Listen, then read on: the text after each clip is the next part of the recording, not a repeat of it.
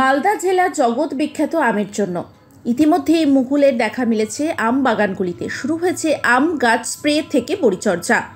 মূলত ফেব্রুয়ারি মাসের প্রথম দ্বিতীয় সপ্তাহ থেকেই মালদাহের আম বাগানগুলিতে মুকুল ফিরতে শুরু করে। ইতিমধ্যে বেশ কিছু গাছে মুকুলও আসতে শুরু করেছে। এই সময় গাছের পরিচর্যা করা অত্যন্ত জরুরি। মুকুল আসার ঠিক আগেই গাছের সঠিক পরিচর্যা করলে ভালো মুকুল ফোটে। জেলা উদ্যান পালন দপ্তরের কর্তারাও এখন কৃষকদের আমের গাছ পরিচর্যা করার পরামর্শও দিচ্ছেন। আম বাগানগুলিতে গাছের শাখা প্রশাখা ভালো করে জল দিয়ে ধুয়ে ফেলতে হবে। এতে গাছের ওপরে ধুলোবালি পোকামাকড় সমস্ত কিছু পরিষ্কার হয়ে যাবে। মুকুল ফিরতে অনেকটাই সুবিধে হবে। মুকুল ফোটার সময় কোনো রকম পোকামাকড়ের উপদ্রব হবে না সেখানে। এ সময় প্রতিটি আম বাগানের গাছের গোড়া গোল করে খুঁড়ে দিতে হবে। নিয়মিত সেখানে জল দিতে হবে, সঙ্গে জৈব সার দিলেও খুব ভালো হয়। জেলা উদ্যান পালন দপ্তরের কর্তারা বলেছেন, ফেব্রুয়ারি মাসের প্রথম সপ্তাহের শেষ অথবা দ্বিতীয় সপ্তাহের শুরু থেকেই মালদা জেলায় আম বাগানগুলিতে মুকুল ফিরতে শুরু করে। তাই এর আগে গাছের পরিচর্যা করা খুব জরুরি। মুকুল ফুটে গেলে অনেক সময় ম্যাঙ্গো হপারের উপদ্রব বৃদ্ধি পায়। ম্যাঙ্গো হপারের উপদ্রব কমাতে কীটনাশক প্রয়োগ করতে হবে, তাহলে গাছের মুকুল ভালো হবে। আগামীতে ফলনও ভালো হওয়ার সম্ভাবনাও থাকবে। অন্যদিকে এবছর তুলনামূলক আমের মুকুল অনেকটাই কম, তাই এবছর ফলন খুব একটা ভালো হবে না বলে আশা প্রকাশ করেছেন আম ব্যবসায়ীরা। আমের মুকুল প্রায় ফোটার মুহূর্ত। এখন আমের মুকুল আসবে। ফেব্রুয়ারি মাস শুরু হয়ে গেছে, মালদা এই সময় আসে।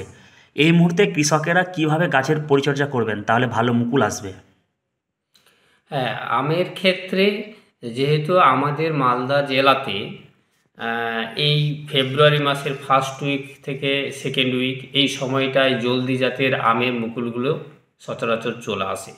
এখনও পর্যন্ত মালদা জেলার যে আবহাওয়া, সেই আবহাওয়া কিন্তু কমফোর্টেবল আছে, কোনো প্রতিকূলতা সিচুয়েশান এখনও তৈরি হয়নি। এখন চাষি বন্ধুগণ আমাদের যেটা করতে হবে সেটা হচ্ছে গাছকে যতটা সম্ভব ধুয়ে মুছে সাফ করে নিতে হবে। অর্থাৎ গাছের পাতাতে যে ধুলো বালি বা বিভিন্ন ধরনের মাকড় লেগেছিল সেগুলোকে পরিষ্কার পরিচ্ছন্ন করে ফেলতে হবে এবং গাছের গোড়াতে খুঁড়ে আমরা যে একটু নরম ঝুরঝুরে মাটিটা তৈরি করি সেটা করে ফেলতে হবে এবং সঙ্গে কিছু জৈব সার এবং জল দিতে হবে। এটা দিলে কি হয়, একদিকে যেমন পাতাটা পরিষ্কার হয়ে গেল, ক্লোরোফিল মানে যেটা ফটোসিনথেসিস হয় অর্থাৎ গাছের রান্নাঘর যাকে বলি, সেইটা যদি আমার সারফেস এরিয়াটা পরিষ্কার পরিচ্ছন্ন থাকে, সূর্যের আলো পাওয়া মাত্র সেখানে কিন্তু ফটোসিনথেসিস পর্যাপ্ত পরিমাণে তৈরি হবে এবং মুকুল যখন আসবে আর ধরুন হয়তো 7 দিন বা 10 দিন পরে যখন মুকুলগুলো বেরোতে শুরু করে দেবে, তখন যদি একটু এর উপদ্রব হয় ম্যাঙ্গো হপারের, তখন আমাদের কিছু ইনসেকটিসাইড আমাদের প্রয়োগ করতে হবে।